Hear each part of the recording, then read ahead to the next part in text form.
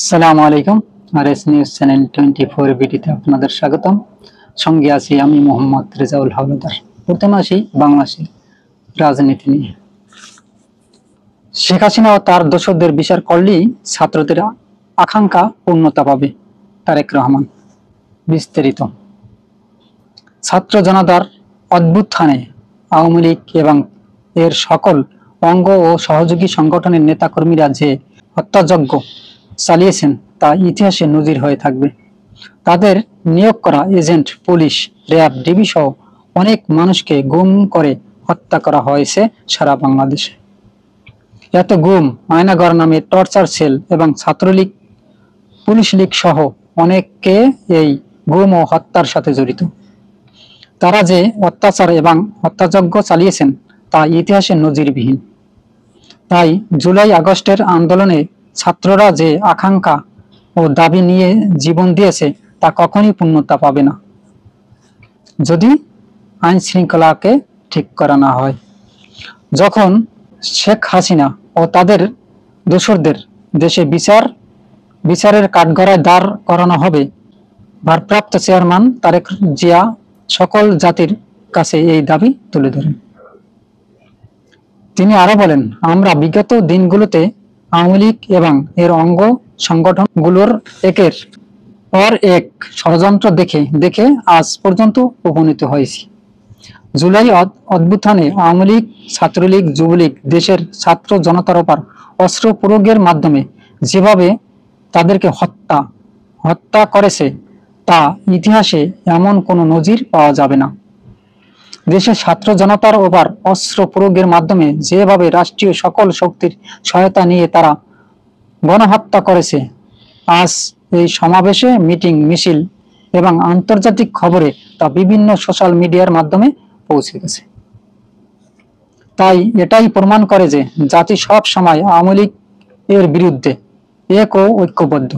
কাজী যে চিন্তার জন্য দেশ থেকে পালিয়ে আত্মরক্ষা করতে হয়েছে তা তাদের জন্য কখনই সফলতা বয়ে আনবে না। তারেক জিয়া আরো বলেন, যদি সেই চিন্তার পুনরাবৃত্তি করে নতুন করে কোনো অস্থিতিশীল পরিস্থিতি তৈরি করেন তাহলে তাকে জনগণ এবং বাংলাদেশের সাধারণ মানুষ এক চুল পরিমাণও ছাড় দেবে না। তারেক রহমান আরো বলেন, আমরা চাই জুলাইয়ের অভ্যুত্থানে যারা গণহত্যা চালিয়েছে বিএনপির ক্ষমতায় গেলে এর সার্বিক তদন্ত করে প্রত্যেককে বিচারের আওতায় এনে বিচারকের কাঠগড়ায় দাঁড় করানো হবে এবং যে স্বৈর শাসক জনতার উপর গুলি চালিয়েছে তাদের এদেশে জায়গা হবে না। তারেক রহমান আরো বলেন, 5ই আগস্ট থেকে ছাত্র জনতার উপর যেভাবে আইন শৃঙ্খলা রক্ষা করা বাহিনী সহ বাংলাদেশের ছাত্র জনতার উপর যেভাবে অত্যাচার করা হয়েছে তা বাংলাদেশের ইতিহাসে এরকমের ঘটনা নজিরবিহীন। কেননা এরকমের অত্যাচার আজ পর্যন্ত কোনো সরকারই করেনি। এবং তারা সাবেক প্রধানমন্ত্রী শেখ হাসিনা তারা যেভাবে বাংলাদেশকে জিম্মি অবস্থায় রেখেছেন, ভোটের নামে তারা প্রতারণা করে জনগণকে বোকা বানিয়ে তারা দিনের পর দিন তাদের রাজত্ব কায়েম করেছে এবং হাজার হাজার কোটি টাকা বিদেশে পাচার করেছেন। এখন বর্তমানে বাংলাদেশের ঋণের যে পরিমাণ তাতে বোঝা যায় যে কত দুর্নীতি এবং অনিয়ম করেছেন।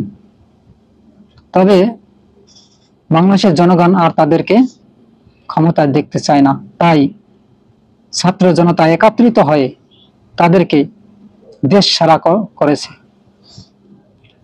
তারা যদি আবার মনে করে যে বাংলাদেশে কোনো বিশৃঙ্খলা সৃষ্টি করবে এবং তিনি আবার দেশে ফিরে আসবে, তাহলে তারা ভুল করছে। এবার যদি জনগণ পায় তাহলে আর আস্ত রাখবে না, বাকিটা দেখবে সারা বিশ্ব।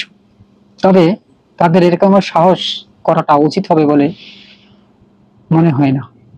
তবে অন্তর্বর্তী সরকারের উদ্দেশ্যে আমি একটা কথা বলবো, যে আপনারা সঠিকভাবে সঠিক সংস্কার করে দেশে একটা যত দ্রুত সম্ভব নির্বাচন, সুষ্ঠু নির্বাচনের আয়োজন করুন, যাতে জনগণ তাদের ইচ্ছা অনুযায়ী তাদের নির্বাচিত সরকার নির্বাচিত করতে পারে। আজ এ পর্যন্তই। আসসালামু আলাইকুম রাহমাতুল্লাহি ওয়া বারাকাতুহু।